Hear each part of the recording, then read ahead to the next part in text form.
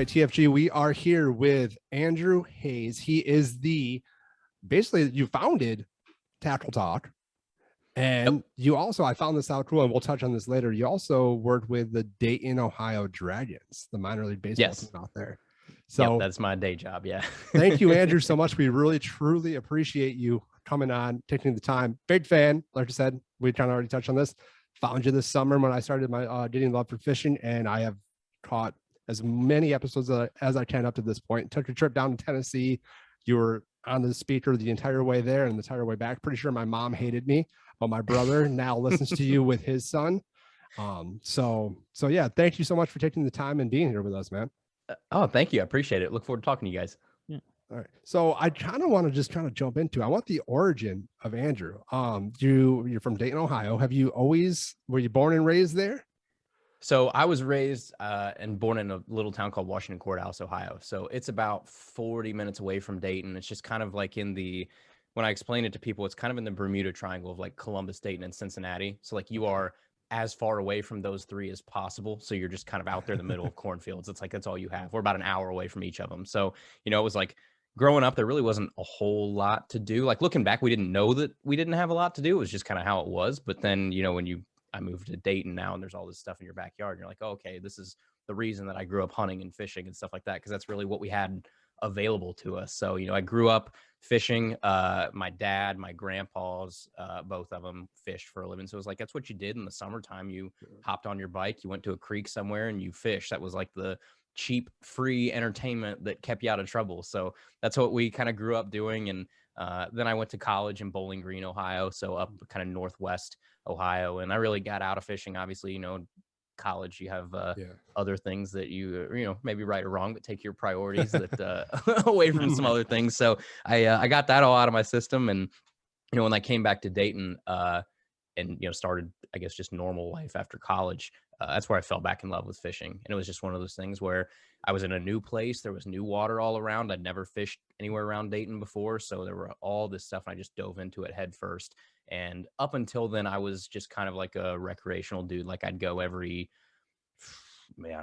couple weekends. I would go once, and that was just kind of it, right? You go out and you throw a rooster tail around, or throw a popper around or something and call it a day. And then that fish that's actually on the wall back there was the reason that I dove in pretty hard. And I hate it because it's a real skin mount. So that's the real fish that I kept and killed and put on the wall. So I've learned a lot since then, but that was really the fish that started it for me. It was a little over 6 pounds. And at that time, It was like the biggest bass I'd ever seen in my entire life. So I freaked out. I took it home. And, it was one of those things where I took a dive from recreational, every once in a while angler to holy cow, I want to learn what makes these animals tick, right? Like, how do I get into how does weather affect them? You dive down that whole rabbit hole. I'm sure you have too, where it's like the gear and just the little nuances of like, I want to go from it being an activity to being a sport. And that's the fish that did it. So it sucks that I killed that fish. I still fish the body of water that it came out of, and I wish that gene pool was still in it. But, if it takes, I guess, one fish to sacrifice its life to make sure that I'm, a better angler from here on out, then I guess so be it. But yeah, that's definitely the fish that started it. I was crappie fishing with like a 5.6 ultralight with like 4-pound test, and that thing smashed inline spinner, and it took me like 10 minutes to get it in, and I was just shaking. I was like, I want that. Like, I want to chase that. That was better than almost anything I've experienced. So that's what led me down that path for sure. No, I share that. I was on it's probably the first time I went out on a kayak. I went out about like a $350 kayak, and it's nothing special. It's the bare bones. And I jumped on it. I went to this little lake that's about 10 minutes from here. I had a spinning rod, and then I had I think I just got a bait caster at that point. And I threw the spinning rod out, and I'm just slowly doing a Texas rig like worm, just dragging it, right? And then I just feel it hit. I'm like, holy shit. And I'm just reeling. I'm fighting for not nearly as much as you, but I pull it on there. It's the biggest one I've caught to this day still. But I pulled it up, and like I had no clue how to like board a fish at that point on a kayak. So I'm like trying to like fling it all around. I had no idea how to like drag it to the side of the boat to try to grab it. Nothing. I just like lifted the rod up, which you're not supposed to do, and slammed it on the freaking kayak. Yeah. And this thing was it was huge, man. I grabbed my phone as quick as I could. I was like, no one's gonna believe me. And at that point, I had no idea how to hold the fish, like how to like grab it by the lip and hold it up. I just like halt gripped it by the body, took a photo, and then I let it go. But we all have one of those stories though. It just a big fish freaked us out. We're like, oh, okay, this is where you start to take the turn. Yeah. That's where you kind of got hooked there. So you kind of played into it. Like at what point, at what age growing up were you like, man, I love this. Like, this is something I actually kind of want to do more of. Obviously you didn't get hooked at that point, but like at growing up, like when were you like, hey, can we go do this, Dad? You know, it's one of those things I can't really remember a time where it like snapped for me. It was just kind of like always an option of like something we did, right? It was my dad, you know, fished recreationally, and both my grandpas did. So it was just kind of something that I almost didn't really have a choice, I guess. It was like, you're going to go fishing from time to time. It's like what we're going to do. So, but I definitely enjoyed it too. And I did not catch the bug, like I said, until I was much older. I was probably, you know, early 20s before I was like, holy cow, like let's dive down this thing. Otherwise it was just like something you took for granted almost. Mm-hmm. Yeah. See, growing up, we had a little pond in our neighbors, and we would go back there maybe once a month. And it never caught me either. And I was like, oh, I kind of know what I'm doing, but I don't at the same time. Right. And then it definitely wasn't until my dad started taking my nephew out quite a bit. And I saw his excitement for it. So I kind of got excited. So I'm like, I kind of want to go out with these guys. So I just started looking up some stuff, and I got hooked, bought a pole, went out there. I'm like, yeah, I didn't catch anything, but I knew I wanted to keep going. Yeah. And at that point, I just kind of dove head in. I think I threw money down on like 3 different rods at that point, learned all about the different lines, you know, different lures, what they're used for. And I just got sucked in at that point.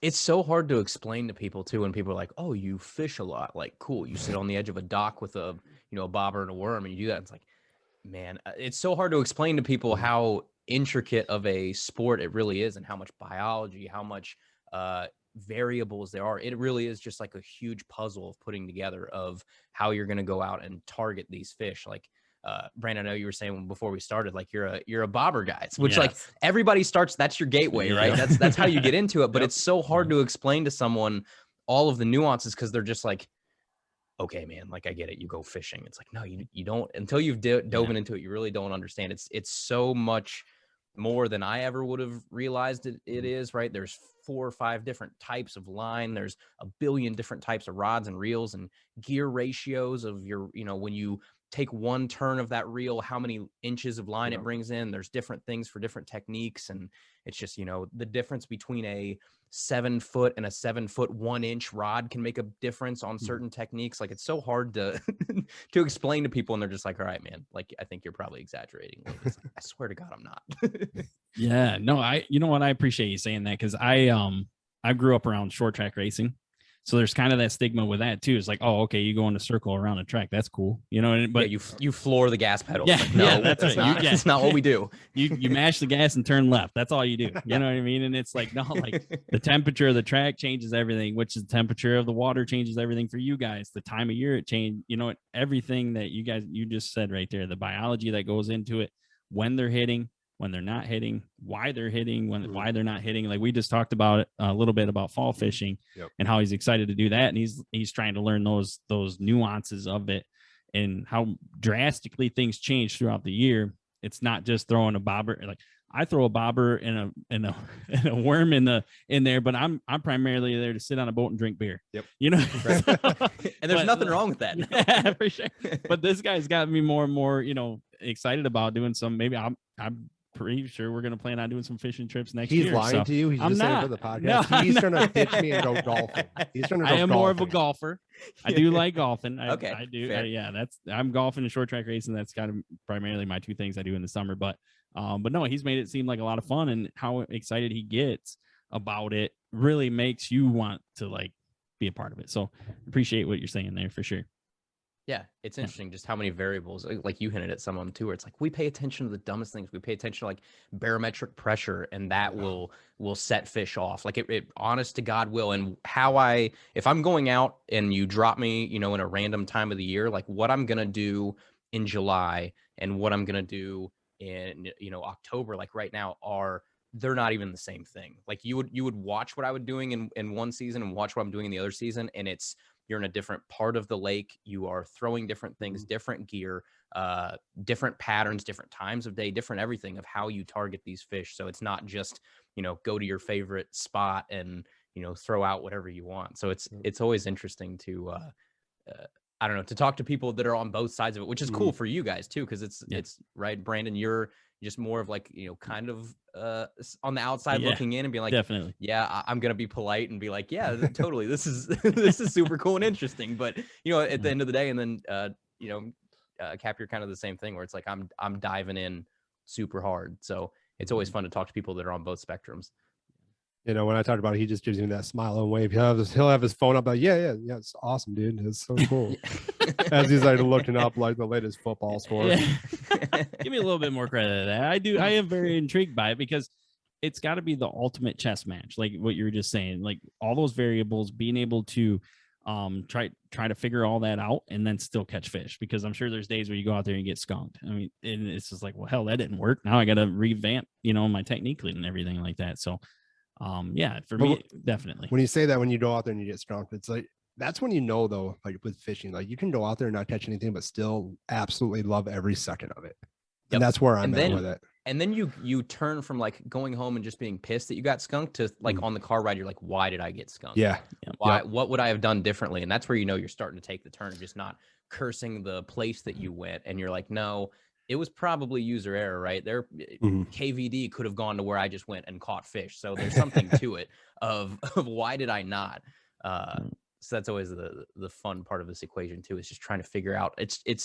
I think I like it because it's so primal. I think you are like, it's me versus an animal, and I'm trying to outsmart this animal in its own environment. So like I'm trying to get a bass, an actual animal, to eat a piece of plastic, to trick it into thinking that a piece of plastic is food. And how do I do that? So that's the fun part. It's like you versus nature, and who's going to come out on top. That's as corny as that sounds. I think that's why I really enjoy it. No, that's awesome. I love that, and like how you just portrayed that. That's incredible. I feel like that's awesome. That's why for us up here in Michigan, and the same, deer hunting's huge up here.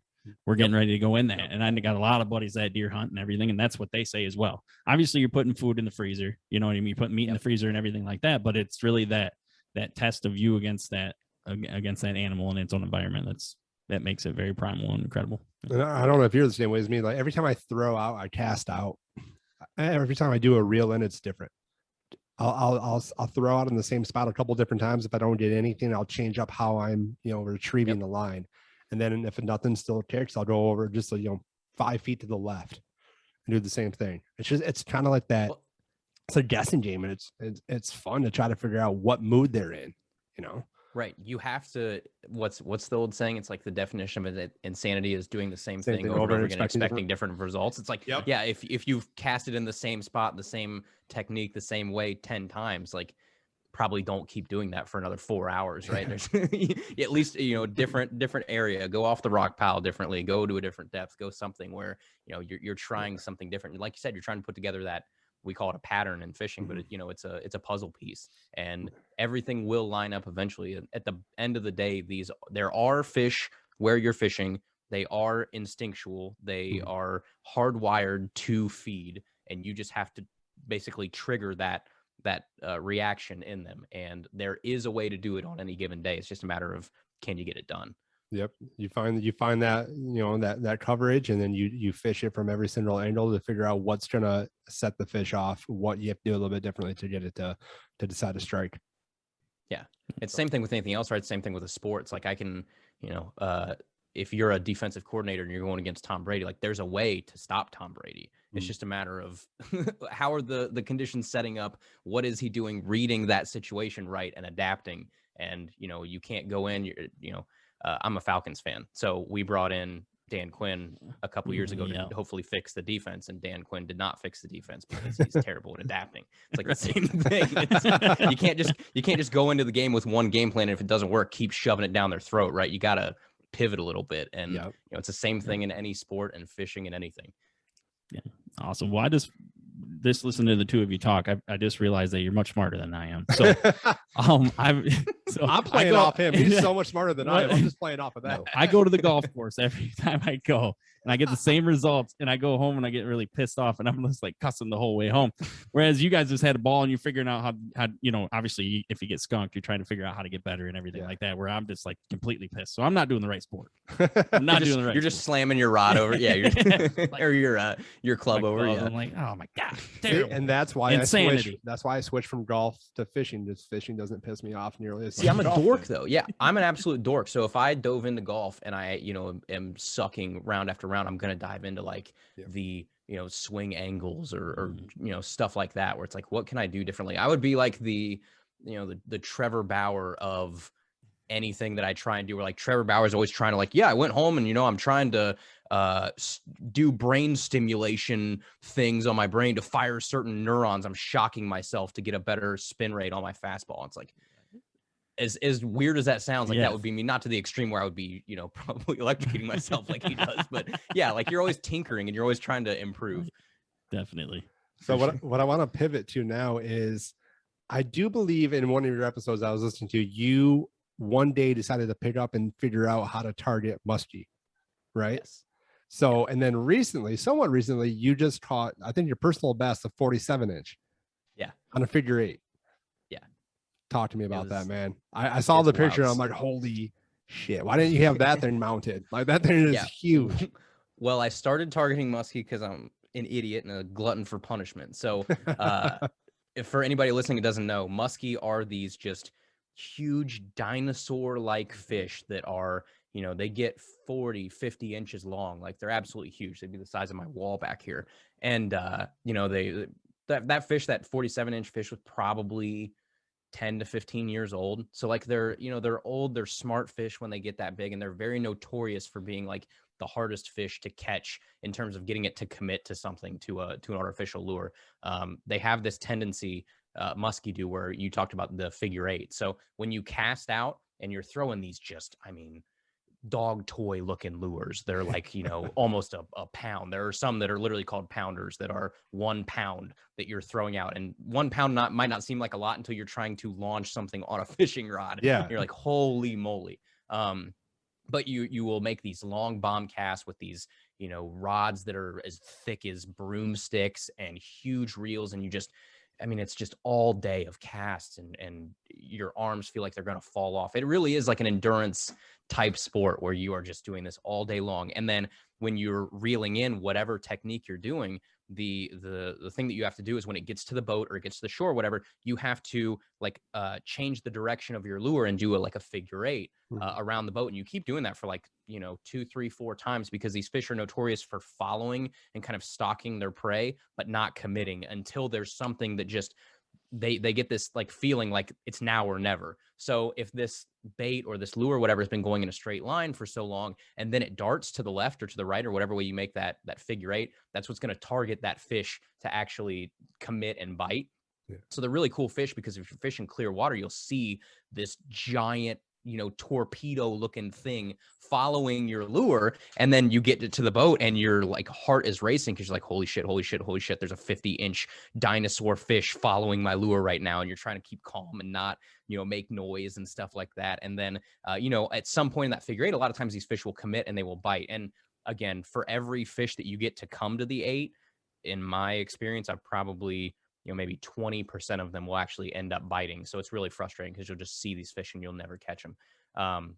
But yeah, that fish came in hot on the figure 8, and I, on my figure 8s, I'll go deeper at the boat. And then as I'm going out for myself, that lure will come higher up in the water column and kind of almost to the surface, because you can just get more distance on that figure 8. And it came up and just smashed it on the outside of that thing. So you have this, basically 47-inch muscle of a fish, and it gets hooked and it freaks out, because these things are just, they can't fight for long, but that couple seconds that they can fight is ridiculous.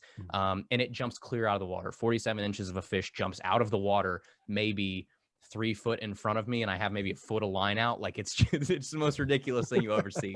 And so then, obviously you get this fish into the boat really fast, and you have to get them into a net, big specialty musky nets, because when these fish fight, they build up this lactic acid inside of them. And then that's what kills that fish later on if you're not careful.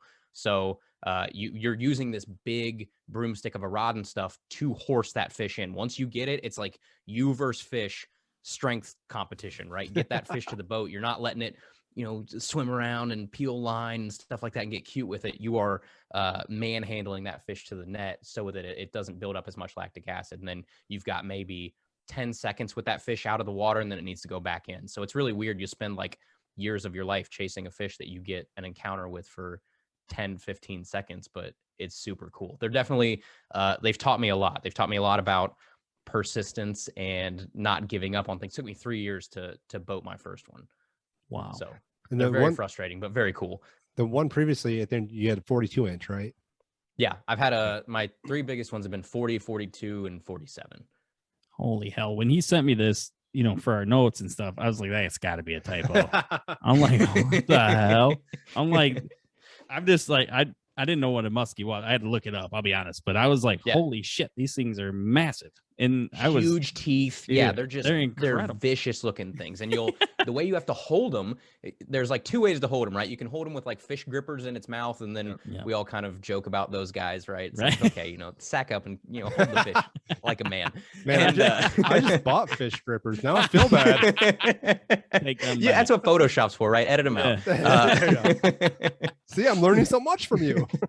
But you have to it's really annoying. So like the way you hold this fish is obviously one hand is supporting the lower end of this fish, 47 inches, right? So one hand is way back here and one hand's up here. And you have to there's this gill plate that you'll put your hand in there, and you're not actually in the fish's gill. So you're not, messing with or anything, but there's like a plate there, and you put that hand there, and then your other thumb is like almost close to its jawline where its teeth are. And their teeth are like, an inch big. They're huge razor sharp teeth, and you're holding this fish and you're trying to look cool for a picture real fast, but you're just sitting there just praying to God, because if this fish thrashes, which they do, it's game over. Like you have to dump that fish back in the water, and your hand is going to look like it ran through a meat grinder. And that last big fish got me pretty good. Did it? Yeah, when I was lowering it back to the water, it thrashed, and it's just like the gill plate itself is like a big knife too. And then you've got your thumb so close to its teeth, and when it thrashes, that gill plate just cuts. And it took probably 2 weeks for it to heal. It was annoying. Wow. Oh man. You should have. So they're crazy. Yeah, for sure. That's on incredible. On the podcast when he I think you it was when you got the 42 inch, the sound in your voice, just hearing that, I was like, dude, I'm stoked for you. And then to see the photo of this 47 inch, man, I was like, the smile on your face says it all, dude. Because it's years of punishment. I'll go out for 9 hours and you don't even get a follow. You're just out there chucking giant baits all day long, and it's like masochism or sadism or whatever that word is, where it's like you're just you get turned on by punishment. That's what it is. It's what it feels like. You're like, dude, this is awful. And then finally when you get one, it's just such a sigh of relief, where it's like, I think that fish, I don't think I get that shaky or that just the only thing I've ever had close was that buck on the buck fever. Your first buck fever, where you just you've waited so long, and then a buck walks out at 20, 30 yards and gives you a shot, and you're just sitting there you're trying to pull back your arrow. And you're just like, oh my God, this is going to go 30 foot to the right, because I'm just shaking like an idiot. It's kind of the same thing. Yeah. That's awesome. That's incredible. Yeah. I was blown away when you told me that. And then just to hear your story about it, I don't have the patience to be able to commit to something like that. I would go nuts. 3 years. And then, obviously, you landed other fish other than this big one here, but and then to go out for 9 hours chucking that, and that not even, I'd be done. I'd be like, nope, I'm done. I need instant gratification. It's the high though. It's like when you cast out, it's just like that the anticipation. And even if when you get it back to the to the rod and you haven't taught anything, it's just like, oh, I'm gonna do it again. And it's just nothing beats it. I've told Brandon several times, and when I'm out on the kayak in the middle of the lake, I don't give a shit, honestly, if I catch anything, just because it's beautiful, it's peaceful, and I'm getting a whole new level of excitement that if we're lucky, I get to go out maybe once, twice a week. And the other days I'm just wishing I was out there. So when I actually get out there, if I catch one, awesome. If not, you know, I get to share this excitement with my son too. He's stoked about it. Every time we go by like a body of water, he's like, Dad, I think I see where the bass would be hiding right now. You look over there. I'm like, yes. Like, I'm so proud of you, man. Yeah. Well, it's like, Jeff, this sounds like this is becoming it for you. And Brandon, you probably have something similar where it's, you know, everybody needs something to use to decompress, like to just turn off, especially today, right? You're so connected. I sound like a 90-year-old, so I apologize, but it's like you sound like, you know, you're connected to your phone. But you look connected to 30, email. so Well, Yeah. appreciate it. That's what it'll look like when he's 90. It'll look 30. For everyone For sure. who obviously we'll put this up on YouTube at some Yeah. point, but for those listening right now, this man is 30, but he looks like not even a day over like 23. Like, you have some good genes. He's too good looking for podcasts. Like, you need to put your show on YouTube, okay? Oh, that's the funny part is like the only reason it's not on YouTube is because I'm lazy. Like, I hate video editing. I hate it with a passion. Like I was the guy that, you know, tried to strap a GoPro to my chest and go out and fish and like make a video or something. And like, you just look at it afterwards, like, this looks like ass, right? It's like, I'm not as good as the people that are doing this that I enjoy watching. So I understand, like, you know, you can do it for the love of it or whatever, but it's like, I'm not going to put out anything that good. And it's too much work. It takes away from my enjoyment of the activity, which is 100%. Again, gets back to like, I hate saying it because it's cliche and it's dumb, but it's like, it's my escape. It really is. It's like, I shut off my email. I go somewhere where I don't have cell service most of the time. And it's like, you get to, again, just get that time that you need to reset. And, you know, it's just you versus animal. Again, that primal thing where it's just your brain just shuts off and you go to this like caveman mentality from, you know, 2 million years ago, where it's okay, I don't have to worry about you know, my monthly, quarterly goals, or I don't have to worry about what time I need to be somewhere or who I need to email back or that kind of stuff. Just shut it all off. And everybody needs something like that. And if you don't have something like that, I think that's where people go down worse paths, because something will fill that void. So it's like, do it with something positive, where for me, it's like hunting and fishing. But for other people, it's, you know, it's time out at the golf course. It's watching your team every Sunday, right? You need that reset. It's, you know, you have season tickets somewhere, stuff like that. It's everybody has some reason for escape. And this just, I guess, happens to be ours. And I think I gravitate toward it because it gets me away from everybody else. I can do it by myself. As funny as it is, I'm a very social person, but I hate, I shouldn't say hate, because there's a couple people I do, but I much rather fish by myself than with anybody else. Like, even with, you know, my best buddies, my tournament partners, things like that, I would rather fish by myself because it's just my time.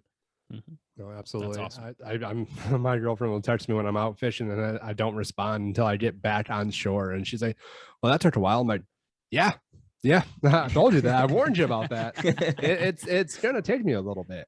But yeah, no, just getting away. I a lot of the places I go don't have reception, and that's the best thing ever. It's just to, like you said, shut it all down, escape into that, get lost in that time that you're out there. I do enjoy fishing with some people. Like my son will always be my favorite fishing partner, always. I get to share that love with him, and it's so cool. But yeah, I see what you're saying about, like, just I like me time, and that's the it makes best you a better type of me person. time. I need that time, or else I'm gonna be a worse person. I'm not gonna be fun to deal with. Like, some people need their coffee, some people need whatever. It's like, I need my time out either on the water or in the woods, or else it's negative to my overall attitude. I love that for sure. I definitely appreciate what's that. yours? Mine honestly would probably be working in my little shop, just tinkering on, like, I just bought a 600 micro sprint, so we're gonna start putting that together and tearing that apart and stuff. And before that, I had a go-kart over the winter that I kind of tinkered with, and just being able to go out there, kind of shut the door and relax and tinker on something mechanical, and then I love short tack racing, so that's what I'll be doing next summer. So yeah.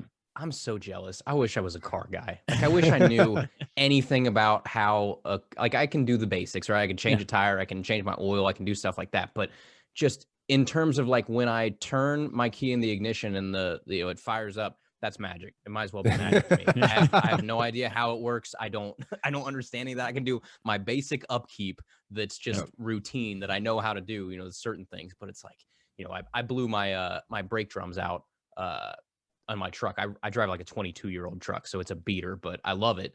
Yeah. And I blew all the two brake lines and everything out. And I just like, you take it somewhere that you trust and you pray to God that, that they know what they're talking about. It's like, man, it's embarrassing, but I know nothing about cars at all. So I'm jealous. No, there's nothing wrong with that for sure. A lot. Yeah. I'm in that same boat. Yeah. He's I in don't that know. same boat. Yeah. I know that the right side is gas, the left is brake. I'm good. All right. I'm good. For sure. There's nothing wrong with that. We each have our own things, you know what I mean? That really are what we gravitate towards. My biggest flex when it comes to cars is I know how to put in a child seat. Yep. Yeah. Hey, we all have our thing. Honestly, I'll give him credit on that because we watch our nephew. I don't have any kids yet. I do that in record time. I time myself 0.7 seconds. Yeah. Boom. And those things are incredible. So yeah, big ups to you for sure. So all the fishing talk, all this, I love all of that. So tell me how that turned into you starting a podcast talking about this. Yeah. I really want to know that. I wish I had like some super cool story where I was just like, I was asleep one night and it came to me. I was like, I just need to start. I have nothing like that. I literally, so for my job, I know you hinted at it too. So I worked for a minor league baseball team and I was doing sales at the time. And I spent a lot of time in my truck, a lot of time on the road, going to meetings. I have a big, probably like, 700 square mile territory that I would go out and I would meet with businesses and things like that. And I spent a lot of time in the truck. And I listen to sports podcasts all the time. Like I listen to, a lot of the Barstool stuff and the things like that, the basic suburban white guy. What do you listen to? Right. Yeah, I listen to Pardon My Take. So does everyone else. Yeah, for sure. We're big fans. Funny thing is because it was his idea to start this podcast. He just one day threw me a text, say, "Hey, I want to do this. What do you think?" I'm like, I have nothing else to do. So let's do this. Right. Yeah. But to get an example of like what he was going for, Pardon My Take was the first thing you sent to me. Yeah, and they're the goats of this. Yeah, for sure. Because it seems like they're not trying. They're just, you have Dan, which is just the, he's the guy probably that's just more of the personality behind it, and like the thing that the dad that kind of keeps it all together. And then you got PFT that's just more of like the makes a pun every 2 seconds, and the stoner guy that just kind of like chimes in from time to time, and it works. It's one of those weird things. It seems like everything else too, where every good, radio show, every good things like that. It's these combos of people that you probably wouldn't automatically pair together, and then it just kind of meshes and it works. But with this one, like, I'm jealous of you guys. I'm jealous of people like PMT and stuff like that because they have multiple people on the show all the time. Like, I think, and I started it because when I was in the truck, I wanted to start listening to fishing podcasts. Like, fishing is my obsession. Why don't I look for a fishing podcast? And this was like 2 or 3 years ago, and there really wasn't a whole lot out there. There was, Bass Talk Live, which has been around for 17 years, but it's very tournament heavy. It's like, you want to hear about, who's winning the Angler of the Year race and Bassmaster and stuff like that. We'll talk to them. It's like, it's not very, it's not educational. It's not tip heavy, things like that. And there really wasn't anything out there. There were some YouTube channels that were doing it, like Gene, like you're talking about. Gene Jensen was really good at that. Tactical Bassin is decent at that kind of stuff too. But there really wasn't a whole lot out there. And I was like, I think I can do this. Like, I don't have a radio voice. I sound like a 12-year-old. I look like a 12-year-old. I was like, but maybe I can sit in my room by myself and talk about fish until the cows come home. So I did it. I got like a cheap, microphone. I think it was the one that I used to use to record guitars at the time, just a condenser mic. And I hooked it up, and I basically just hung it from like a stand that you would, like a boom stand. And I just sat in here and I started recording. I just started talking about fishing and talking about things that I wish somebody would have talked about for me when I first started. Was like, there wasn't really a whole lot out for the middle guy. It was just either super introductory things that were almost like offensive how introductory they were. Like, I get it, dude, I know how to do that. And then there was a lot of tournament stuff that just went whoosh right over my head. And like, there wasn't anything for just regular dudes that wanted to learn a little bit more about fishing. So I just kind of, started it. And it's like anything else, right? If you do it consistently, I finally figured out, it's like, all right, man, if you want to do this, you got to pick a date that you're going to release them on. You have to be consistent. You can't miss a week, right? If you're going to do this, do it. And I just kind of kept to it. And now it's a routine. Now I can't go without having an episode, up and ready to go every Tuesday. It's like, it's just part of my life now. But I don't know, it was just consistency. And for the first couple months, nobody was listening to it, and you look at your analytics and you're like, cool, there's like 4 people that listen today. This is awesome. Thanks for spending 5 hours of your week, recording and editing this for the 4 people, and probably that clicked on it by accident. And and then it's like anything else. If you stay consistent with it, that graph starts to go up and up and up. And then you're like, and then at some point it just went like, holy crap. Like it took off probably 6 months after I started it. And it was one of those things where I don't know what happened. I don't know who shared it. I don't know what it was, but at some point it was like, holy moly, I can't quit now. Like, this is a real thing. And I wasn't expecting it, but here we are. So so now it's staying. It's what I'm gonna do. Oh, that's awesome. Because if I remember correctly, your first episode aired September 2019. Yeah, it would have been. Yeah, it was. It was fall of 19. So we're coming up on, this almost 2 years of it. Well, yeah, but over 2 years. Jeez. Yeah. And see, the first episode I listened to crazy. was it wasn't the first episode, because I think that one we talked about like hooks or something. It was like, these hooks are trash, I think is what you titled it. Yeah. And the next one I was had probably me, talking about Z-Man hooks. I bet I was. the next one had me though, because I think that's the biggest fear when you want to like jump into fishing is like, there's so many different things out there, so many different colors, all these different types of bait. And like color was one for me that I'm like, what the hell does that mean? And then your second episode talked about like, does color on the with your lure color matter?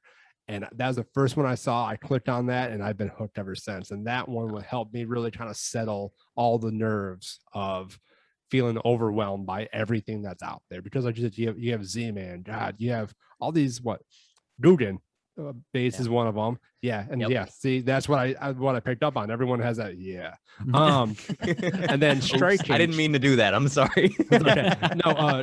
No, they're not listening. Don't worry. Awesome. Yeah. I hope not. But like strike change is one that I keep going to. I do enjoy their stuff. I have really good luck with their stuff. And then actually, and I'm kind of jumping ahead, but we'll kind of circle back as well too, is Dark Horse Tackle. I caught them on your podcast because they're one of your sponsors, and I placed my first order, and that box should be here this week. So I'm excited to see that's what I love about Dark Horse too, is I'm going on a tangent right now because I'm just excited about all this stuff. When we started this podcast, we wanted to obviously bring entertainment to people. Like I have a very heavy film background. I have a film production company. I'm a writer, director, producer. He's heavy into sports. But what we wanted to really focus on was, the little guys and getting them out there. And that's what Dark Horse does, is they take those people who are, busting their ass in their garage, designing these baits and doing these hand paints, and they bring it to your doorstep. So you don't go out there and you buy those lures that are just cheap from Japan or China or anything like that. And the moment I heard their first advertisement and you talked about them, I was like, I'm doing it. Like, I got to see what these guys are about. It's the interesting part about I guess a little background on the subscription box industry in general. So I used to work with some other of the boxes. I think I've worked with 2 before, different ones, the big name ones that everybody knows. And you find out really quickly that those business models are not, I want to trash like not really good for anybody. Yeah. Like they're bad. The only people they're good for are the company that runs it, because they are bad for you, the consumer, because you, the consumer, are just getting, in-house brands they're going to the Doyo factory in China and they're manufacturing these baits for 12 cents each. And they paint them the color that they want. They bring them over here, they slap a different label on them, and that's what you're getting. And they're calling it a $6 crankbait. Yeah.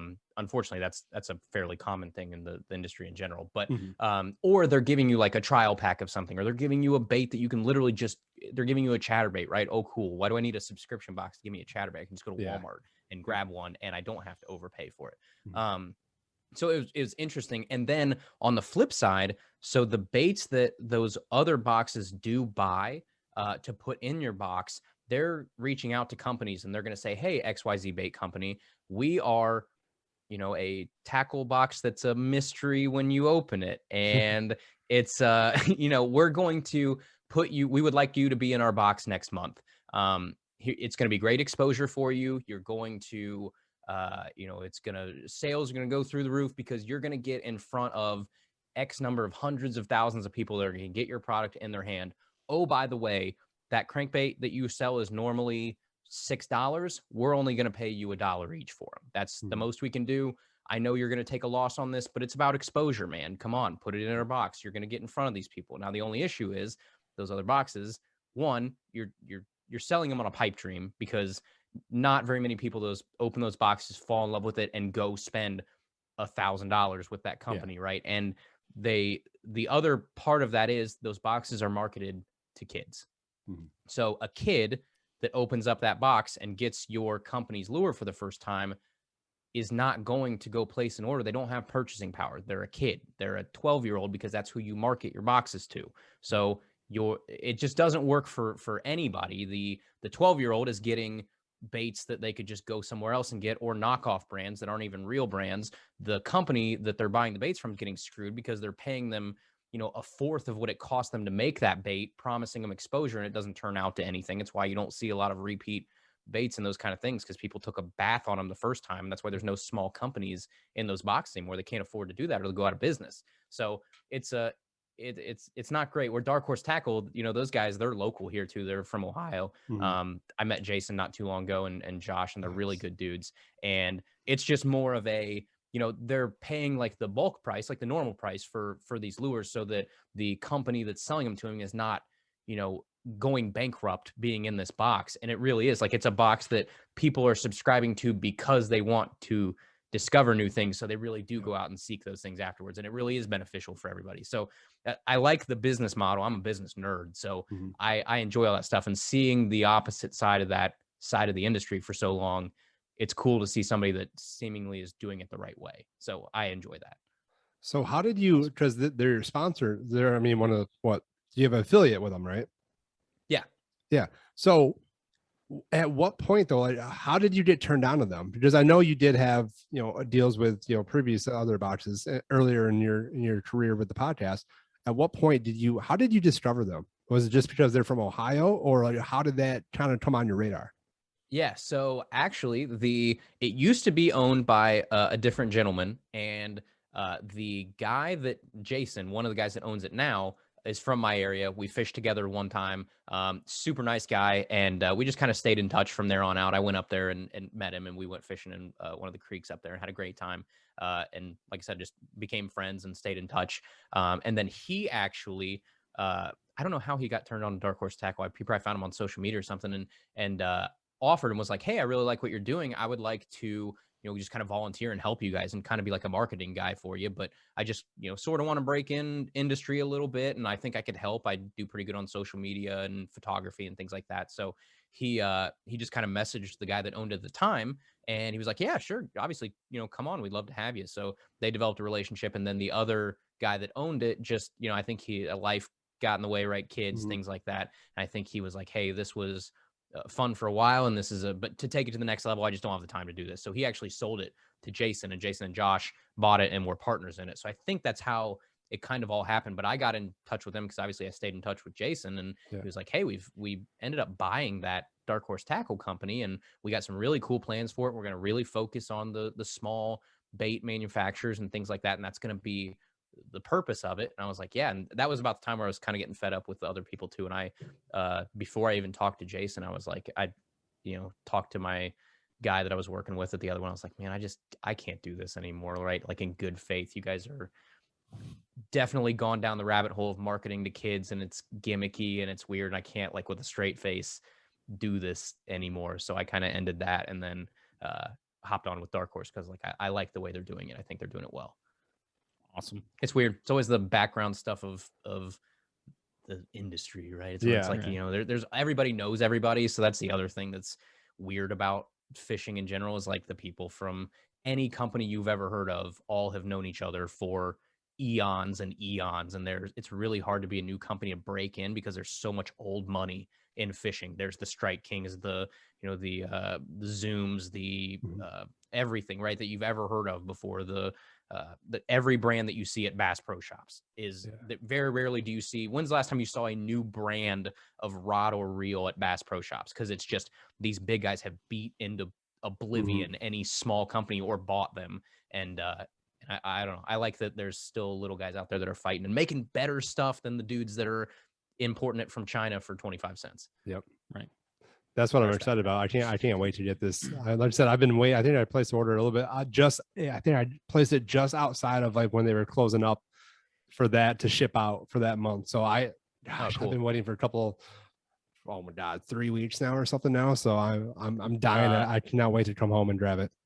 Next month's box, I actually got to hand pick all of the lures that are in it. So did you? They got with me and they're like, hey, for November, we want you to basically curate it. Like, what would you throw in the wintertime around you? And we want to put together a box of like what you would throw. And then I got to like, kind of have a hand with all the companies that they used and with colors and sizes and what types of baits and things like that. So it's kind of cool. It was overwhelming. I don't know how they do that every single month, but it was enough work for me to do it one month, but it was a lot of fun. So yeah, the November box would be pretty sweet. I can't it's wait definitely to grab stuff that then. will catch fish in cold water almost anywhere. Dude, Hell yeah. I can't wait to grab that one, man. Yeah. Just knowing that now, I'm that much more excited.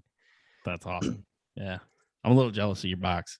Yeah, you should be. I am. I have checked that out. So obviously you've been doing this now. There's a lot of Willard who said coming up 2 years. You just this Tuesday released the final episode of a 4 series. That you did, and that was so, dude, that's so informational. If anyone has not listened to Tackle Talk, go and just start with these 4 episodes and you'll learn so much. Oh my God. Like it was almost too much to take in. Like, how did that come about? Like, how did you kind of get that idea and how did you reach out to those individuals that were experts in those fields?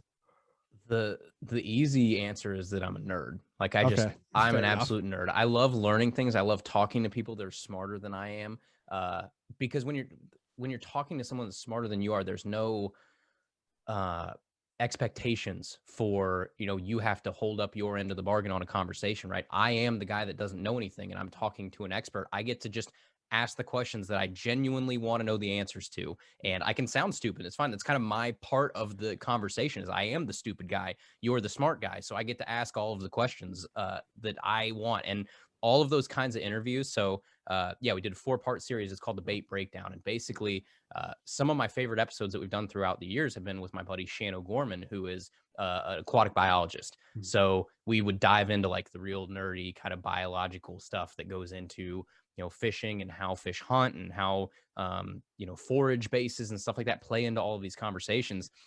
And I was really surprised. I didn't think the listening audience would like those conversations as much as I did. I just liked it because I'm a nerd. And so I put them out there. And the very first episode with Shan was like one of our biggest ones ever. And people were emailing in. They're like, dude, I've never heard these conversations before with people. This is cool. This is a side of the sport that we don't get very often. And I think it's because you can't just wing that type of conversation with somebody. It takes time, it takes effort. You have to do research, at least they do, where it's not just like a lazy podcast where I can sit down and turn on the microphone and, mail one in and record a 30-minute episode, right? It's somebody's got to have some knowledge here and be willing to actually drop some knowledge. So that was a lot of fun. And the response for it was so cool that we had him on again, maybe 6 months later or something like that. And we talked about some different stuff. And then I was just talking to him one night. I think we were on the phone. And I was like, man, why can't, like, I enjoyed diving into all this bait fish stuff. He stocks ponds for a living and, he does fisheries management. So that kind of stuff. And I was like, why don't, like, we spend so much time worrying about bass tendencies and asking you about, what makes a bass eat when, or, all these biological aspects of the fish. I was like, we don't focus at all on the bait, which I spend 8 hours a day throwing a jig. I'm basically spending 8 hours a day imitating a crawdad. Mm-hmm. And I know nothing about that crawdad. I don't know anything about how it normally moves, what color it would be this time of year, what its mating habits are, where it would be found, where it wouldn't be found. So I don't look like a crawdad out of water, I guess, in a place like lake where it wouldn't be found. Like there's this saying in fishing called match the hatch. And, that's how you're catching all these fishes. You're making your bait as natural as possible. So you need to learn some stuff about what you're imitating to do that right. And nobody focuses on that. And I was talking to Shan, I was like, why can't we do that? Why can't we just have maybe it's more than one episode? Because I don't think I could get through it in one episode, but what if I broke it up and I did one on bait fish and one on crawfish and one on, insects, because they eat aquatic insects, and then one on like amphibians and reptiles, where it's frogs and, you know, that kind of stuff. And he was like, yeah, I've obviously never heard any of those types of approach to a fishing show before. I was like, I'm going to do it. And so then the fun part is, where do you find an expert on all of these things? They're very specialized experts. Where do you find the crawdad guy in the United States? Like, you can't just Google the crawdad guy, because it doesn't pop up. So you got to start asking around, and you can't just Google, you know, or at least I didn't want to just Google aquatic entomologist and find the first person that knew anything about aquatic bugs, right? I wanted to find somebody that, you know, could have this conversation with me and could at least tie it back to fishing a little bit. Yeah. So it was a lot of asking around. It was a lot of vetting people. And there were some people that I talked to and emailed. And then I was just like, you know, this probably isn't the right person. It's like, nothing against you. It's just the angle I want to take on this show probably isn't the right person to do it. And I don't want to put you in an awkward situation, doctor, whatever, right? I don't think this is the fit that I'm looking for. So I had to go around and looking for them. And, you know, luckily I found some really good ones. The episode on crawdads with Dr. Loafman was awesome. We did a whole like hour from a guy that's, you know, discovered like 10 to 15 species of crawdads, and is like, his Instagram name is Dr. Crawdad. Like, he is the crawdad guy. So, you know, that was a lot of fun and just nerding out. And I didn't do any research beforehand. I didn't want to like sound smarter than I was. And, you know, you throw all this jargon out. I was like, no, I'm an idiot on this kind of stuff. Like, I don't know anything. So I'm assuming people listening are in my shoes too. So I don't want to talk over their heads. So that was a whole lot of fun to just go in blind and just ask questions I've always been genuinely curious on, you know, all these different types of forage. So I'm glad people enjoyed it, because I was honestly scared that it was like too nerdy for people. No, man. Listen, I think the first episode came out when I was on my way back from Tennessee, and I was zoned in, man. Like, that helped me pass the time, honestly, because there's so much knowledge in that episode. And then honestly, to follow it up with 3 other ones, it's almost like an overload at that point. It's definitely worth another listen to really soak in all the knowledge. Yeah, I did the conversations, and I would like listen to them as I edit them. And I was like, I don't remember. I must have blacked out during this part. Like, I don't remember any of this stuff. It was just too much information overload coming in at once. You can't process it all. So yeah, I guess good for the show that people have to listen to it multiple times. Yeah, there you go. I guess. But yeah, no, it was a lot of fun. And hopefully we'll do some more stuff like that in the future too, of just the weird angles on fishing that you don't hear too often. I just don't want to do the same thing over and over again, where you just interview anglers and ask them how they did at the last stop on the Bassmaster Elite Series tour, because those are a dime a dozen. Yeah, I gotta believe that information's got to be just awesome to have at your fingertips, to be able to know those. You know what I mean? Like, when you're trying to figure out, like you said, when it's a crawdad, like, how would that crawdad actually move in its own environment to be able to make that fish want to eat it? It's incredible. I'm picturing you listening to any one of these episodes, and you look, and I can just see you just as confused as when you sat through Such Ed. Fair enough, but like, wait, what? That does what? Like, wait a second, that doesn't sound right. Excuse me. Yeah, that doesn't sound right. But no, I just, for me, I love.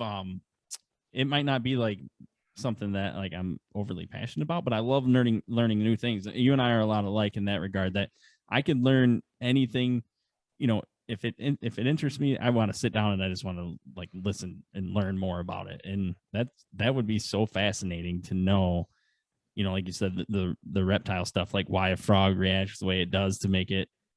I just think that'd be cool as hell to know, you know. At some point, I think you mature where you're just like, at least I did at some point in my life, I went from, yeah, I could listen to the song again for the 500th time, or I could listen to something that's somewhat informational and, you know, has some interesting facts or something that would entertain me just as much. So like that's where I'm at in life, where I would like to, everything I listen to has a purpose, I guess, you know, where it's like I'm gonna learn something, or I'm gonna at least broaden my horizons a little bit on all this kind of stuff. And there's not a whole lot of like wasted listening time or wasted reading time or anything like that anymore, right? I like to read like nonfiction, or I read about I subscribe to every, you know, magazine on bass fishing and hunting and stuff like that. I'd much rather spend my time, I guess, quote unquote, learning something than, again, just listening to the, you know, the last Slipknot song again for the 10,000th time. Right. For sure. Well, I'm going to be honest with you. People are going to learn stuff from you, but that's about like the only part that they're not going to learn anything from us on this episode. we we're here to have fun and make They've light of stuff, but not a lot of people are going to learn. They've already learned how much of a nerd I've become for fishing. Yeah. So this is definitely. So let me transition this, and we'll kind of start on the last the leg of this for you. What's next with the podcast, man? Like you just wrapped up this 4 episode series. What do you got coming up?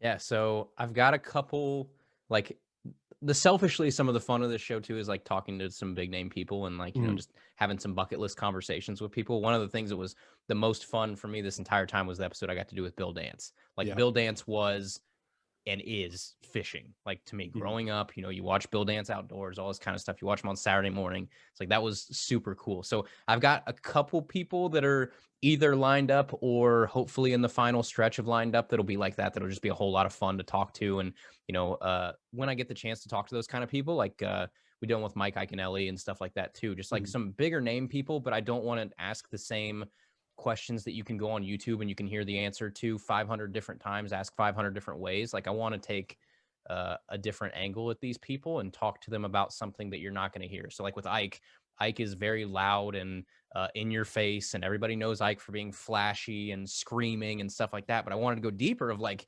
what does this kind of stuff mean to you? And really just have a deeper conversation with him, because you don't hear that very often. He's very, off the cuff and loud and funny and things like that. And I wanted to go deeper with that. So stuff like that. The people that we'll talk to, I can just promise people that there's a reason that we'll talk to them. It's not just because I want to have some name, of somebody to talk to. Yeah. There's a reason that I invite people on the show, is because I have a certain conversation I want to have with them. But yeah, other than that, I think it's just keep chugging. I think I want to do more gear review type stuff too. I used to do a whole lot of that, and then I kind of got away from it too. And because I'm a redneck to the bone. Like I need to branch out and try more higher end gear and review them, because I get stuck in my ways, and I'm just like, I don't need to try that rod because I have a rod that costs half the price and will do everything I need it to do. Like the 11th commandment in the redneck Bible is thou shalt not pay retail. So like, everything that's on sale, I will buy. If there's something that's cheaper, I will use it. So I need to get away from that. I need to try some higher end gear and give honest reviews of like, is that NRX rod worth $630 or is it not? Right. I want to try some of that kind of stuff too. So, but just keep chugging. I promise people that you fire up your podcast app on Tuesdays and there'll be a new episode. Like I'm not going to stop it anytime soon. And I don't sit down without a purpose to talk about something, right? I don't just sit here because I have to do one next Tuesday. The minute that I have to do that will be the minute that the show ends. So it's just, if I still have a reason for talking, I will talk, and there will be one every Tuesday. And I don't see that happening or stopping anytime soon. What I thought would be really cool is if you did like a, talk about like reviews. What if you did like for price ranges? Like in this range, this is a great one, and this is your middle level, and this is your higher end. Like I think that would be really cool. Yeah, because I always get stuck in my ways of like, here's my top 3 of something under $150, right? Because that's what everybody, for the most part at least, like people are on a budget, so I respect that and I understand that. But there are people like me now that are at the point where it's like, I don't mind spending a little bit more money for nicer gear, so I would like to hear that kind of stuff too. So I'm definitely going to do some more mid-level, higher end gear kind of stuff, and that's just been my evolution as an angler, right? I used to fish $50 rods, and then I fished $90 rods, and then I fished $130 rods, and now I've got $200 rods, and it's just a gateway. I'm going to keep spiraling down that at some point and talking about it. But yeah, it's the only thing I don't want is I don't want the show to end up like every other show where it just ends up in me talking about like the fish I caught this weekend. Like nobody wants to hear that. The people that tune into the show, as much as I wish they cared about the fish that I catch, like they don't, right? They're not here for that. I don't care. Cool, dude. You went out and you busted them on, a Saturday morning. Like, I don't want to hear about that. I want to hear about how you caught them, or how you would catch them this time of year, or what you did that did or didn't work. Or I want tips. I don't want to hear just your, Saturday brag board about how well you did. So that's always the tough part, is balancing my experiences with making it a little bit more objective and just, taking it to the tip side or taking it to the pattern side, and not just sitting down and be like, guys, I had a great weekend of fishing, because nobody cares. If you do some reviews on some bait casters, I need some help in that region. So I'm definitely looking out to grab at least 2 more, because honestly, out of all the ones I have, my bait caster is my favorite one that I fish with. I love What do you it. have right now? God, put me on the spot like that. I don't remember the name of it. I think I dropped like $80 on it. It was like that. It's not the cheapest thing from like Walmart or anything like that. We have a place up here called Sportsman Warehouse.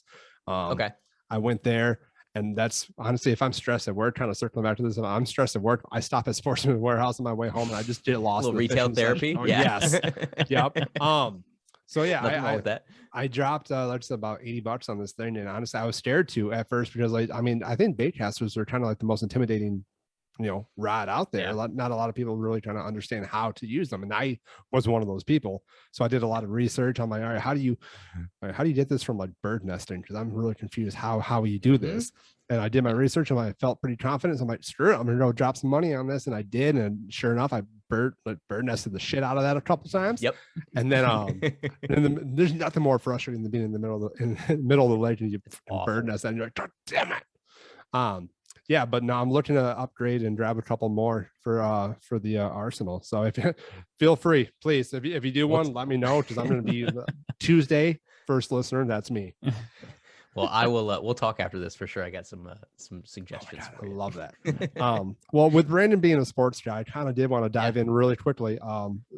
Talk about the industry, your day job though, with the Dragons. How did that kind of come about? Because I mean, our listeners know that we did interview the GM of the Lugnuts, which you guys battled it out quite a bit. Great guy. But how did you get into the industry, and what is your part to play in it? Yeah. So obviously growing up, I grew up in a small town. So like you played every sport. Like that almost wasn't an option. It was just like, if you were a semi-athletic male or female, you played on like almost every sports team for school. Like you played basketball during basketball season, you played, baseball during baseball season, you ran track, you did everything. So it's like, okay, I enjoyed sports growing up. I think more so just because, again, you didn't really have much of an option. But and then I went to college, and I went to Bowling Green for computer and electrical technology. I was just gonna like mail it in and get some safe degree with a safe job and call it a day, and computers weren't going anywhere, and adios. And I did my first semester of it and absolutely hated it. It was just, I was naive, and I thought we were all going to start on an even playing field where none of us knew anything about computers and, soldering together motherboards and programming things and hardwiring things. I was like, all right, we'll start at the basics. And no, it was like, you went into this program with like a baseline knowledge of everybody already knew what they were doing, and I did not. And so, you're given like a blank motherboard and a whole bunch of diodes and capacitors and things like that. And it's like, okay, program this, solder this in there, and program this from scratch to get this, robot to do X. And you're like, dude, I have no idea what I'm doing. I'm so far over my head. And like, everybody in your class first day is like, yeah, I've been the tech guy at Staples since I was 4 years old. And I've been this. Like, well, cool. I know how to alt control delete. Like, I don't know. That's about all I got going. And, so I struggled my way through like a semester of that. And my roommate at the time was a sport management major. And I always used to give him so much shit. I was like, everybody wants to work in sports. Good luck, right? You're not going to be the GM of the Browns, dude. Like, stop it. And so I was looking for a new major, and funny enough. Wait, hold on. I'm sorry. Do people want to be the GM of the Browns? Well, now it might not be. Yeah, right now, then you did not want to be the general manager. Right now, it's looking like a pretty good gig, but yeah. Well, who was it? Kevin Costner made it look pretty cool. Yeah, he did in Draft Day. That was a great movie. Yeah, fair enough. Sure. Right. Sorry about that. Go ahead. Yeah, but so I was looking for a new major. And like I said, my roommate was sport management. And when I looked into it, BG did have a really highly accredited sport management program. And when I looked more into it, I realized it's literally just like more of like a watered down business degree. It's just a business degree with a focus in sports. And so I was like, you know what, whatever, I'll give it a try. So I got into it. I actually really liked it. But of course, what's not to like, right? You're going from Calc 3 and engineering classes to sport and event management. And you're like, this is great, right? I have so much more time for extracurricular activities in college because this is not so hard. And then, suddenly at some point, like your junior or senior year, it dawns on you. It's like, you're gonna have to get a job someday, dude. Like, you need to start planning for what you're going to do, because everybody wants to work in sports. That job, you're not going to get a job just off of a degree alone. And so when I was back home for the summers in Washington Courthouse, I was like, I wanted to start getting my foot in the door somewhere. And so I just started cold calling sports teams that would be in season when I was home for the summer. So that's baseball. So I started calling, the baseball teams that were within driving distance of me. So that would have been like the Columbus Clippers, Dayton Dragons, and then the Cincinnati Reds too. And like, the Reds, obviously they have a full internship program, which I didn't. I ended up doing an internship down at the Reds, get to in a second, but they don't take like, you're not going to volunteer down there and just take you in one day and be like, yeah, man, come by, we'll find something for you to do. That's not how they do things.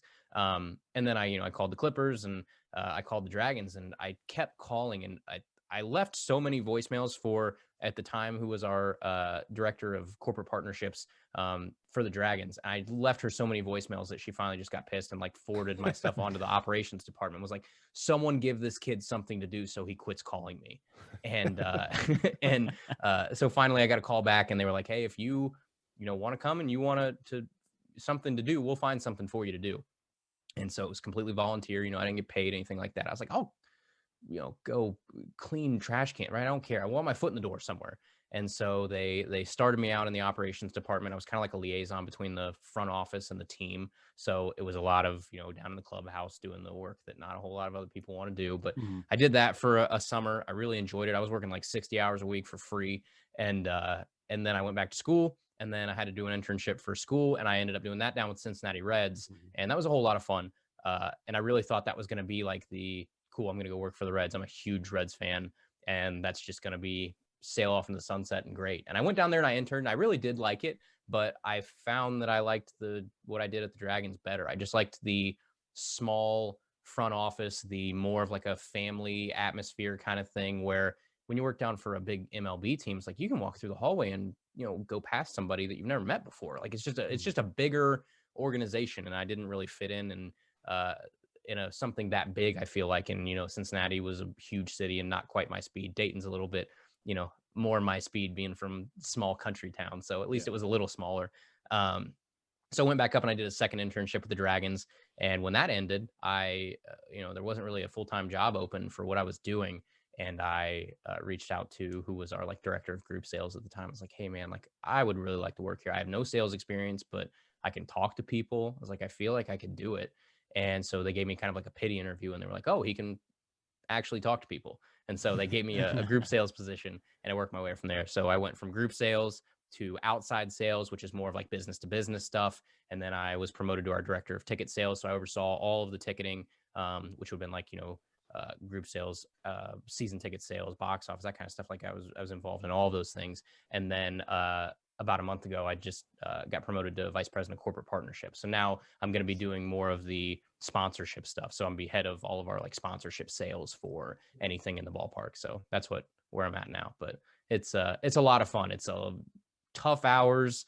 It's not for the faint of heart. If you don't have a love for sport, you're gonna get burnt out real quick. We're working from 8 a.m. to 11 p.m. Like it's rough, and it cuts into your fishing time, which sucks too. It's the time of year. It's from April to September where there's good fishing.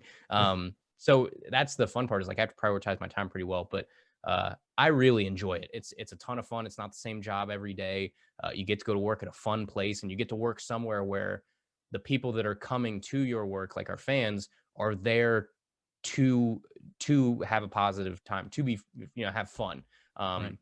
People are coming there not already pissed off on something. You're not working in retail where someone's, coming in with the talk to your manager haircut and they want to return something. Like everybody's there to have a good time. So I enjoy that. I like that it's a happy place to be. Do you guys call that the Karen down in Ohio? The Karen, yeah. Okay, I didn't know if it was something different there. Because we've all worked those jobs where it's like, you're working somewhere where someone is coming in because they're in a bad mood. I like that I don't have to deal with that. I like that we're in a fun place. So I'll trade the tough hours for a fun atmosphere any day. Oh yeah, that's awesome for sure. So what about you guys? What do you guys do?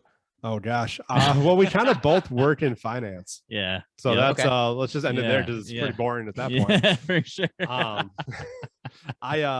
I work for a credit union. I'm basically the lead in there. I oversee operations of the branch, the team, come up with all different strategies, reports, all this, Excel fun stuff. I do a lot of that too. Yeah. Then I'm a work coordinator for a credit union as well, and I do like the month-end balancing and board packets for the board of directors and investments and expenses and invoicing and stuff like that. So got it. Nice. Yeah, handling the big money. Yeah, well, we only got 6 people. It's a tiny little credit union that we got 6 of us total that run the whole thing. So Yeah, a little bit, a little bit smaller. My but, credit yeah. union is bigger than yours. Yeah, that's true. That's true for sure. But yeah. So we're kind of in the finance realm, part of the business. I feel like that would be tough for me, where I like look at people's accounts all day and I look and be like, oh, that's how much I should have in my bank account. You get sad a lot. I Yeah. just sat was quite like, a bit. oh, no, I thought I was doing pretty good. I'm not at all. There's at least 4 times during the day I have Yeah. many panic There's not supposed to be a attacks. negative sign in front of that number. I thought there was. I thought I was doing good. Yeah. What is this? Yeah, for sure. That happens from time to time, and everybody's like, "Well, you work with money, is it? You ever think of something like, honestly, it's just another paper. Like it's just, Right. Yeah. It's just a paper. number. Yeah, it's just a number. It's just paper. Like I don't even pay attention to Yeah. any of that kind of stuff. But yeah, after you see it, It's all make believe. Yeah, Yeah. exactly. Pretty much. Yeah, it doesn't. Yeah, for sure. And I still get Karens though. Oh yeah. Oh yeah. And I think Yeah. everywhere we'll always have the Karens, and Yeah. at the end of the day, it's more like kind of fun. At that point, I'll tell you too. what, the only time in my life I feel like I've ever been a whatever the male version of a Karen is, was at my bank. This was like 4 or 5 years ago. I went to my bank, and you guys work at a credit union, so you can tell me if I'm out of line here, but I went in and I was buying a truck. I was buying my truck that day, $5,000 cash. It was a used beater truck. So I'm going in. I'd been saving up to buy a used vehicle. So I went in and I went to the teller, and I was like, I just need to make a withdrawal. I just need $5,000 out of my account. Like, oh, we can do a cashier's check. I was like, but just in case I want to negotiate the price when I get there, like I'd rather have cash. And she's like, oh, we can't do that. I was like, but I gave you my money, and now I want my money back. Like that's how this works, right? Like I would like my money so I can go buy a truck. And she's like, yeah, there's a limit on what you can withdraw, and we need X number of days and things like that. I was like, but I gave it to you in cash. And I was like, I was just that guy at the counter. It was like, forgive me if I'm wrong, but you're telling me I can't have my money out of I'm not asking for like $100,000 out of this account, right? Lord, I'll never have that in there anyway. It's like not some crazy number. It was like I'm buying a 20-year-old beater truck for $5,000. Like I was just like $5,000 that I put in there out, and I had like talked to like 5 managers, and I was like, you're telling me I can't have my money. I was like, I'm starting to get pissed off here. I was like, please just give me my money. And then finally they're like, okay, well, we can do it. I was like, your bank, you have $5,000, right? Just can I have my money, please? It's the end of the day. You're closing. It's not like I'm going to ruin this for anybody else. And that was like the one time in my life where I had to be like, there must be fundamentally something I'm misunderstanding here that I gave you my money to hold on to it for a while. Can I please have it back? See, at that point, I don't know, because I mean, I don't work for a shitty institution. Brandon, oh, do you want to answer? I'm the same. We don't have anything like that. Yeah, at a previous employer, we did have like a $2,500 maximum withdrawal. And like in person? Yeah. See, I know like ATM and stuff like that, they have limits. Yeah, like that would make sense, because you got to stock the ATM. I'm not going to run it out for everybody else, but you're the bank. But if you're like in person, they can verify you. Why not?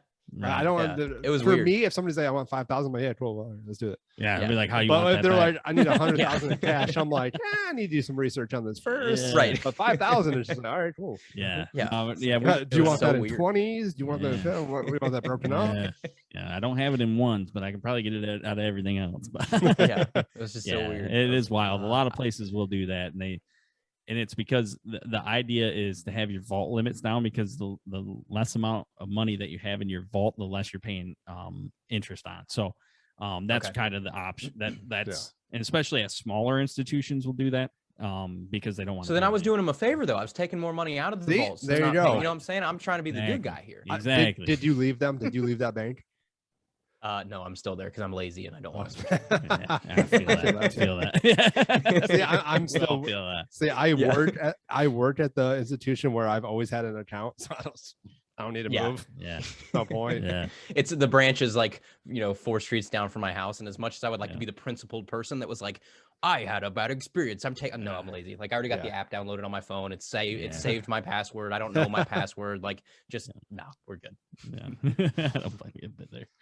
All right, so we're gonna wrap up with you, unfortunately, because this has been a great interaction, man. Again, we appreciate you coming on. Definitely. But I'm gonna wrap it up, and I'm gonna have a little fun with kind of like both of you, because there's no questions at this point for this rapid round. So I want him to think of something to ask. I'll think of something. Then we'll just unload a couple of questions on you. You cool with that? Yeah. So this Fire away. episode, we do always do main topics for our episodes, outside of interviews and stuff like that. But the one that we talked about today was, I feel like the fellas are taking over fall. Like the women, they have their summertime, right? Yes, they get to dress up like Han Solo with the leggings and the vest and all that, right? But I think the guys are taking over the fall from now on. What are you doing in the fall transition, man? I mean, you're fishing. Are you going into ice fishing for winter? I know it's not too thick of ice a lot of the times in Ohio, but like, what are you doing from the fall into winter? Yeah, so there's that. Basically, right now, I'm still in fishing mode because it's the fall transition where it's still pleasant enough outside and you can still go wading and things like that. And you can catch really good fish. Eventually, there will be a time where like the lake starts to turn over and stuff like that, where the fishing is just going to get miserable and the weather's miserable at the same time. So it's just not a fun time to fish until those fish get adapted to their winter patterns. And then you can go out and target them in the winter again. But that time where it's going from fall to winter is not a fun time to fish. And that's where I'm sitting in the tree stand and I'm doing a lot of hunting. That was why I took up hunting, was like, I got to find something to do better during this time because it sucks. And so I'll be hunting during the rut and stuff like that. And then once that winter fully comes in and hopefully we do get some safe ice, there's like 1 or 2 lakes around here that if you want to drive within an hour or so, they will get safe ice. Yeah, I caught the ice fishing bug pretty hard last year.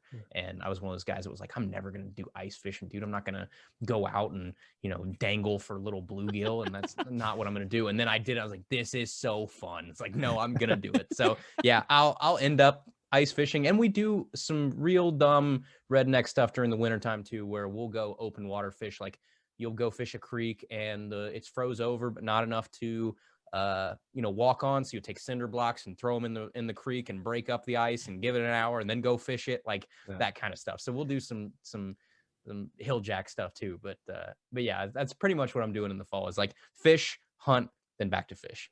See, I'm one of those that say I will never do ice fishing. I just have this stupid fear of falling through the damn ice, right? I think instead what I would do is pop on the nice little garage space heater there, sit in the middle of my kayak and like practice casting. That's the extent of what I'm probably gonna do. Because I don't think I have the patience or the confidence, I guess, to go out and do some ice fishing. Just don't want to do that. So my question is going to be, I see you talked about the Cincinnati Reds, and I also enjoy the Cincinnati Reds just because I was a Ken Griffey Jr. fan. And when he went to the Cincinnati Reds, I got his jersey, like, in one of the display cases from the Reds and everything like that. And sweet. So are you a Ken Griffey Jr. fan as well? Then with him going to the Reds, was that a little before your time? But no, it was when I was younger. Yeah, it was one of those things where it sucked because when you're trying to be a Ken Griffey Jr. fan, and he's hurt every year. Yeah, he couldn't stay healthy in Cincinnati, and when he first came, it's like the kid's coming home. He's just tearing up in Seattle, and he is going to be the Michael Jordan of baseball, and he's coming home to Cincinnati to do it with his dad around, and like that's gonna be so cool. And then it's just like typical Cincinnati, right? Like nothing can go right, and he just cannot stay healthy. But when he was healthy, dude, it was his swing. I know people talk about it a billion times, but was the absolute coolest, sweetest thing anybody has ever seen. There's a reason he's swing man, right? You're playing, home run derby in the backyard, and like you're swinging like Ken Griffey Jr. Like that's what you want to look at when you've hit the ball and you've got that bat kind of tailing real smooth at the end and you're holding it. It's like it's Junior. So no, I was a huge Ken Griffey Jr. fan. I was probably at the time anyway, probably a little bit more of a Barry Larkin fan, just because he was that's who that Reds thing back there is signed by. So Barry was a rover with the Reds. So like he would go to the different minor league parks and kind of work with the kids and stuff like that. So, he would come to our ballpark from time to time. So you get to see like him or Eric Davis or somebody, that you grew up watching. So you get like a little chance to fanboy a little bit and, go, but you play it cool, but you go talk to him and be like, holy crap, I finally got to talk to somebody that I just grew up watching and idolizing. Absolutely. Yeah, I loved watching Barry Larkin as well. I was actually going to bring up Junior, and then to see, I was like, do I bring up Barry Larkin or Junior? And I went with Junior just because I'm a big fan of his. But yeah, Barry Larkin was awesome too. I'm glad you bring up Griffey because I know nothing about him, except for I had his baseball game on Super Nintendo. Yeah. That's right. See, That's right. that's the best part of this podcast is Yeah. like he's the sports guy. I Yeah. know really nothing about it. He's got me Oh, into man. it since. So it's like we're kind of feeding off each other and learning. Yeah. And yeah, all I know about Griffey is that I loved his baseball game. Yeah, I loved He his was- swing. He was incredible. He was He's just a- the epitome of cool, dude. He was like backwards hat, home run derby. Just you wanted to be Junior, but Mhm. as a Reds fan, I feel like Barry meant more to us than Junior did. I wish Definitely. I wish that wasn't the case, right? I wish Junior would have turned out the way he should have, but Right. it just was so injury plagued. Yeah, for sure. And I can understand that. So no, not you're out on Aaron Boone. Then you're Yeah, I Aaron mean, Boone was a good Red. You know, he was a Aaron good Red Aaron at Boone the was time, a but- great Red. Yeah. Aaron Boone's one of those guys that could come home anytime and we would still welcome Oh, him yeah. home with open For arms. We sure. loved Sean Casey. We Oh, worshipped yeah. Sean Casey. And Sean Casey was a good player, but he, like most places, he would have been a strikingly average player. But just because of the personality, just because everybody loved him, they called him the mayor, right? Like Yep. he owned Cincinnati. And we have a habit of doing that sometimes where we take players that might not even be a household name. And I don't know, you can maybe make the argument that Sean Casey wasn't a household name outside of this area, but Yeah. to the point, like we idolize and we make these guys just staples of Cincinnati because we don't have anything else to compare them to, right? Like they were the best we had. It's like Yep. same with Bronson Arroyo. We have some really crazy infatuation with Bronson Arroyo, and Bronson Arroyo was here for a cup of coffee. Right. And and he still goes and plays, like his cover band goes and plays in Cincinnati, and they play like some 5 Stone Temple Pilots songs or some shit like down at the basement in Cincinnati, and they love him around there. I don't understand, like we just latch on to certain people and we like adopt them as Cincinnatians. For sure. That's amazing. That's awesome. My next question for you is obviously we like enjoying our our drinks, our alcoholic beverages. Do you ever go to? I'm a Busch Light guy. Yes. Yes. Yeah. Let's go. Through and through. I was a Busch Light guy before Busch Light was cool. Right. Busch Light had hell a yeah. great glow up over the past like 3 or 4 years. Definitely. Busch Light was not what they did great on social media. They branded themselves as like the cool version of Natty Light, right? Like Yes. the cost effective, like cool, hip, sort of country, sort of like, the 22-year-old beer. And they did it really, really well. Yeah. Is that what you have killed right the now? marketing. Yeah. Yeah. Hell So yeah. he's got he's Yeah. been looking for the Busch Light apple, Yeah. right? And my girlfriend found it for him for the day. So he's been crushing a Busch Light apple. Yeah. And I'm not gonna lie, I'm not usually a domestic guy. I like my craft beer. I love craft brew. But that apple was really good. I'm not ashamed to admit that the Busch Latte apple was really good. And the original. I'm an uncultured swine when it comes to like craft beer. So a lot of times like downtown Dayton and stuff, there's all these breweries like there is everywhere, right? That's like the hip, cool thing that just won't die is craft breweries around here. They just keep popping up and none of them go out of business. It's like they're all doing really, really well. So you get more and more of them. And around the stadium, like you'll go out after a game or something like that. And we'll go to these, craft beer places. And I absolutely despise IPAs. I would rather, it's like you're sucking on a Lysol, like a air freshener or like a pine tree or something. Yep. Talk to Like, me, it's brother. Yeah. What? Like, I don't. And so I've basically figured out that most of the time, if I go to a craft beer place, if I can see my hand through the glass, I'm not going to like it. And if I can't see my hand through the glass, I can probably deal with it. Like I like stouts and porters and things like that because they're a little bit more mild and not as gross. I feel like I like coffee and stuff like that. So I think some hints of that kind of stuff come through. But yeah, unless it's just like their version of like a lager, right? Like if it's their Bud Light, which every craft beer place has one. They do. Like, yep. Here's the beer for people that don't like craft beer. Like give me that one. But other than that, if it's a light, if it has the word pale in it, if it's disgusting. See, when I first started dating, I tried. I remember the first time I tried an IPA. I was at this place called Old Chicago up here, and we did a flight. And I drank it, and I was like, "This tastes like ass." And then I went to the into the bathroom, and I'm looking down. I'm like, "This tasted like what I would imagine a men's urinal would taste like." Yeah, like that's just what it was. And then I'm not gonna lie to you, as I've gotten older, though, there's certain IPAs where I truly don't mind them. But what I'm gonna throw at you here is down in Ohio, there's a Brewdog brewery. Have you ever heard of that? Yeah. Yes. So my I've never girlfriend been, and I took a trip there in March for my birthday, and amazing. If you ever get the chance to try it, because they have obviously IPAs, but they also have stouts. They have a coffee, like porter. They have everything. They have their Bud Light essentially as well too. But the experience and the atmosphere, it's so cool, man. Like I definitely recommend if you want to take the wife somewhere, if you guys are into that type of thing. If you guys have any dogs? No, I wish we did. With the hours that we pull, like it just wouldn't be fair to the dog. I've always wanted a dog, but just if I'm going to be gone for 15 hours a day, like that's I'm fair. not going to do that to it. Yeah. Well, they have a hotel there too, and you can actually bring your dog along as well too and stay with you. It's so cool. So why? So I never understand the how somebody tries something for the first time and then they're like, you know what, I'm going to push through. I'm going to learn to like this thing. Like it's like, you know, you smoke a cigarette for the first time and you're like, that's just how do people get hooked on cigarettes when it's absolutely disgusting the first time? It's like, because they're going to keep doing it till they like it. Like, how do you power through and learn to like an IPA? Like you just a sucker for punishment? I didn't power through it. Like I had it that one time and like, this is the worst thing I've ever had in my life. Right. And then it was down at Brewdog and they had IPAs down there and they like, because we got the birthday package, they stocked like a shower, like fridge. And so they just had it with all sorts of their brews, like every single brew they had. And I'm not going to not drink what they give me. Right. Like I'm not that type of guy. I'm not rude. Like I'm not an asshole. So I just went through and I started trying it and they have one called Punk IPA. And I honestly loved it. And there's still some IPAs where I taste it. I'm like, yeah, that tastes like I just like poured a bunch of pine needles in my mouth. Like those are bad. But I think as the years have gone on, they found ways to make certain ones better. And I'm not saying it's my favorite thing out there because it's not. Like ambers aren't my favorite type of craft brew out there.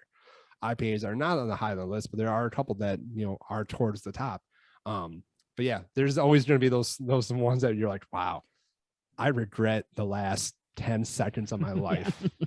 I ordered one time that I had no idea. Like basically now I learned to stay away from anything that says like Imperial or anything in it. Like anything that sounds cool, stay away from because it's not going to be for me. Like, but I ordered it was like an Imperial Stout or something. It's called the word stout in it. It's fine. It was a jalapeno beer or habanero beer or something. And like I've, you know, it was a long day. You just start chugging it and then you're like, why is my throat, like you don't have time to process it. It's just going down your throat and it feels like somebody's sticking a, you know, this fire torch down your throat. You're like, make it stop. Like, what is this? Why would anybody drink this? It's like, I guess it's probably novelty or something. I'm sure there are people that it hits some weird taste bud mix where they actually do enjoy it, but I was just like, I wanted to die. I was chugging a jalapeno beer, a habanero beer without knowing it. I was like, oh, hell no.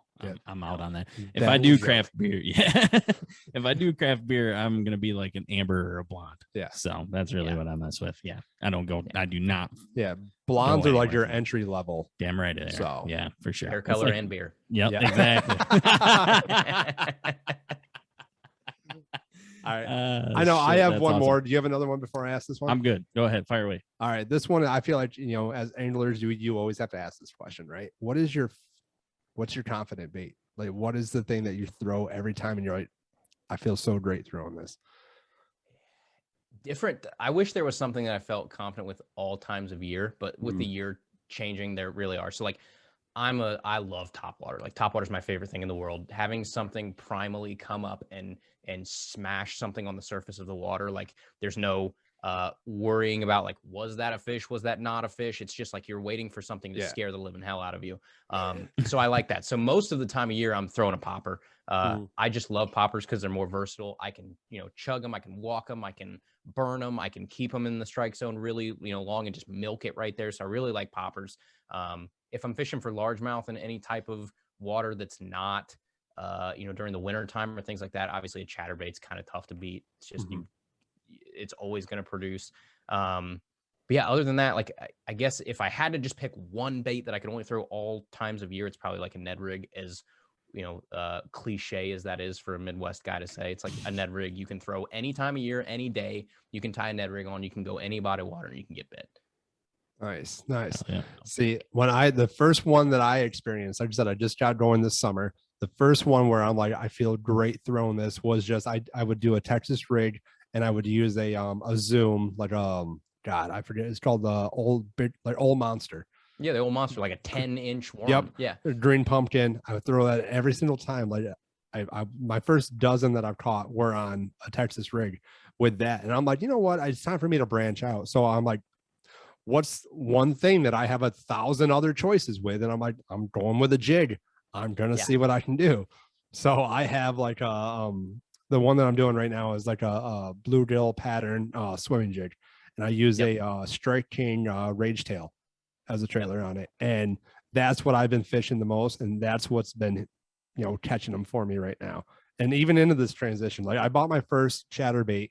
I went down to, like I said, I went to Tennessee recently, and I stopped in Indiana, and they had my first ever experience at Cabela's, right? Yeah. And holy crap, I could spend. I was told I had 20 minutes there to do it on a time schedule, not enough time. I had anxiety in there, man, because I'm like 20 minutes. Cabela's How am I dangerous. supposed to take this in 20 minutes?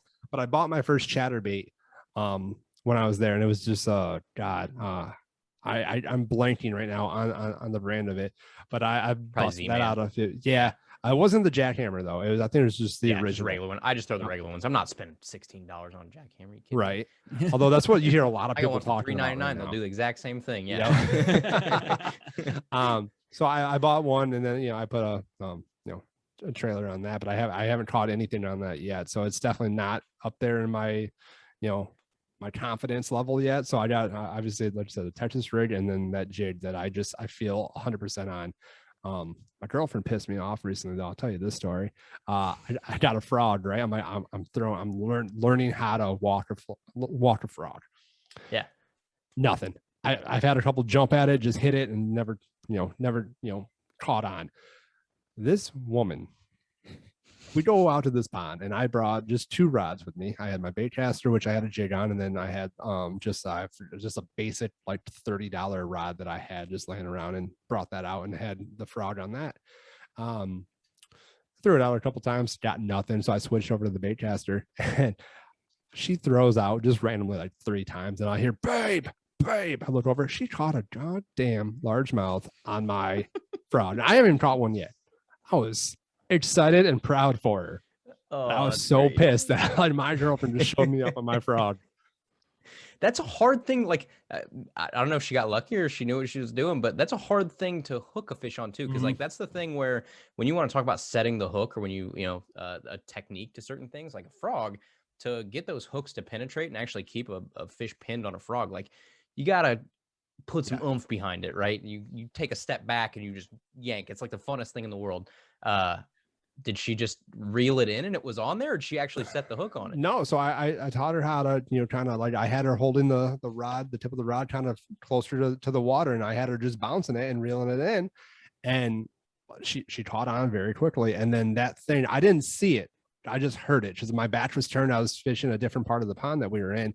And then I know it was when I helped pull it in, and it was caught on. So I think what happened was, I think she was scared. She's like, "Oh shit, God damn it!" Accidentally set the hook. Yeah, accidentally set the hook, but it set whatever the hook. Works. So proud of her. Hilarious. But so pissed. Yeah, I'm gonna go with she's a little bit younger than him, so I'm thinking reflexes play. Yeah, that's probably role. because I've had some jump at it, and I'm just more or less like, oh, damn, that looks cool. Oh shit, I'm supposed to set the hook. Yeah, well, that's the hardest thing in the world, is like fishing a frog for the first time, because your instincts tell you, like, as soon as you see it blow up, set the hook. Like, it's a reflex, like you're talking about. But if you really want to get fish hooked on the frog, and you really want to fish a frog effectively, you have to like calm the hell down and wait like 2 or 3 seconds before you set the hook, because that fish comes up, it gets that frog, and you have to wait for it to take usually that second. Like, they'll come up and they'll either slurp or they'll grab it, but then there's that second kind of like where they pull in the water and they pull in that frog to actually eat it, versus attack it and try and kill it. And you got to wait till it's actually in the mouth so you can get hook penetration. So usually, like, what they tell people to do is, like, you see the frog get blown up on, and you verbally count to 3. It's like 1, 2, 3, then set the hook. And it's like against everything you've thought. She's like, what if that fish spits it out? Or what if that fish worked so hard to go up and get that frog? When it gets in its mouth, it's not going to spit it out within 3 seconds, right? It exerted a lot of force to go up and get that frog. It thinks it's got a meal. It's going to hold on to it for a bit. So see, I think for me, the hardest thing in the world. For me, I see it hit, I'm like, 3. We've all done that, right? We're just scares the crap out of you, and you just yank.